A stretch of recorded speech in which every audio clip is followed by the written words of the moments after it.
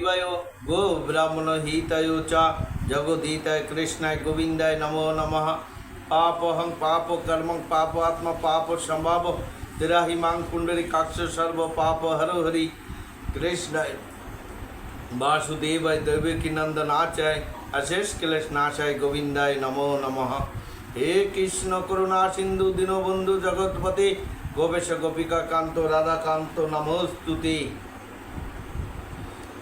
सकल साधुगुरु वैष्णवेर चरणे जानाई आमार कोटि कोटि नमस्कार। आपनादेर चरणदुली दिबेन मस्तके आमार। आज के श्रीमद् भागवत द्वितीय स्कंदेर अध्याय 8 25तम श्लोक पाठ करब। यदि किछु भूल है क्षमा करबेन,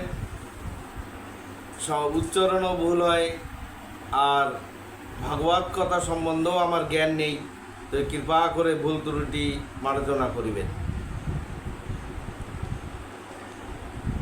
हे महर्षि, आत्मजनी ब्रह्मार मतो आपनिও एकमात्र এই জিজ্ঞাসাসিত বিষয় সমূহের তত্ত্ববেত্তা।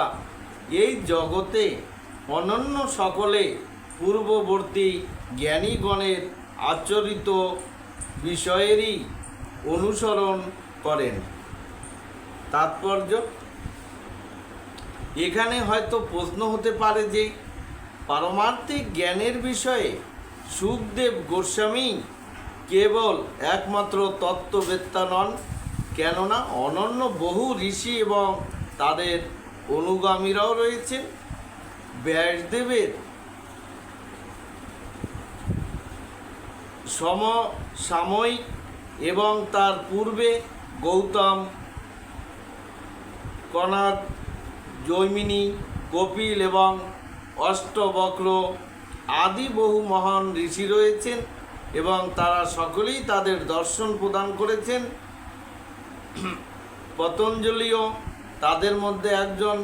কিন্তু এই সমস্ত মহান ঋষিরাও আধুনিক দার্শনিক এবং মনোধর্মীদের মতো তাদের নিজ নিজ মত প্রদান করেছেন।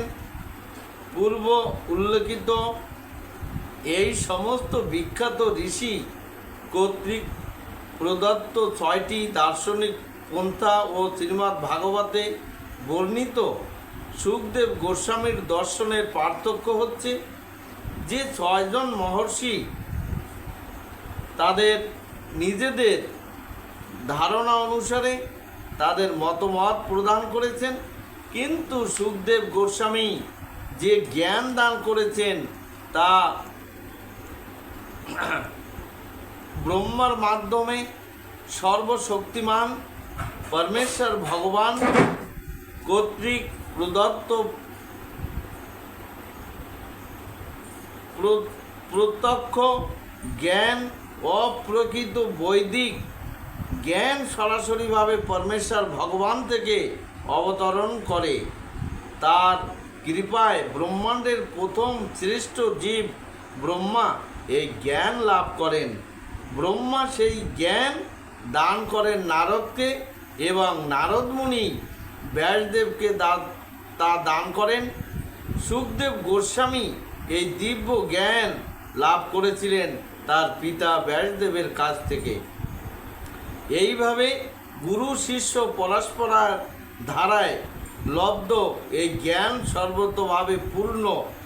গুরু শিষ্য পরস্পর ধারায় এইভাবে জ্ঞান লাভ না করলে আদর্শ গুরু হওয়া যায় না।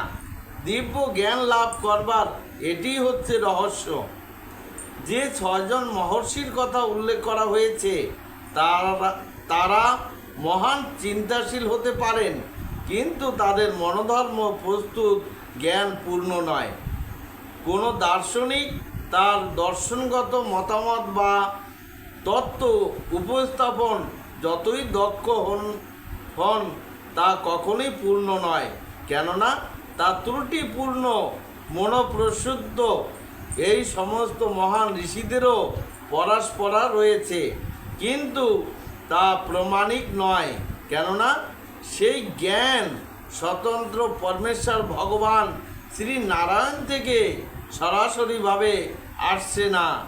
নারায়ণ ব্যতীত কেহই স্বতন্ত্র হতে পারে না, তাই কারো জ্ঞানই পূর্ণ নয়। কেননা সকলেরই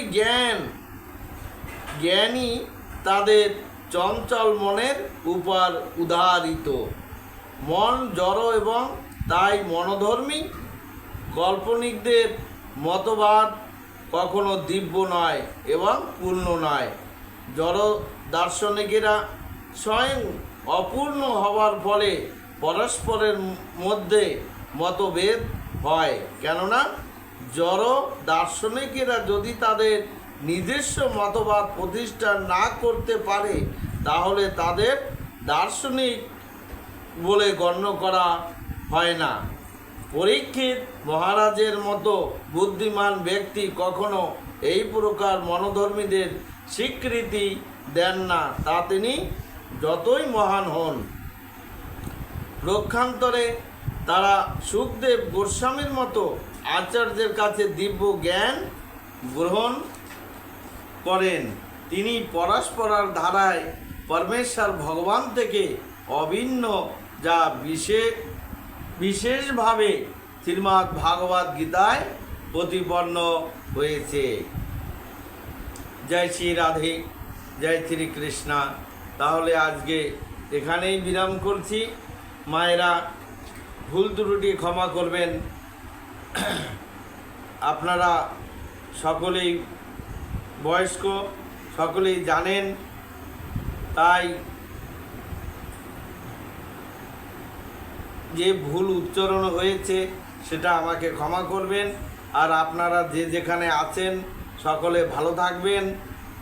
আর শ্রীমদ্ ভাগবত গীতা এগুলি আপনারা প্রতিদিন ঘরে বসে নিজেরা পাঠ করবেন, ভগবান শ্রীকৃষ্ণের চরণে আত্মসমর্পণ করবেন।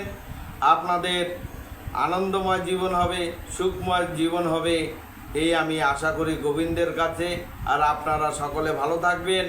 আর আগামীকাল রাধা অষ্টমী, সকলেই রাধা অষ্টমী পালন করুন, আনন্দে থাকুন। জয় শ্রী রাধে, বলিয়ে রাধে রাধে, রাধে রাধে।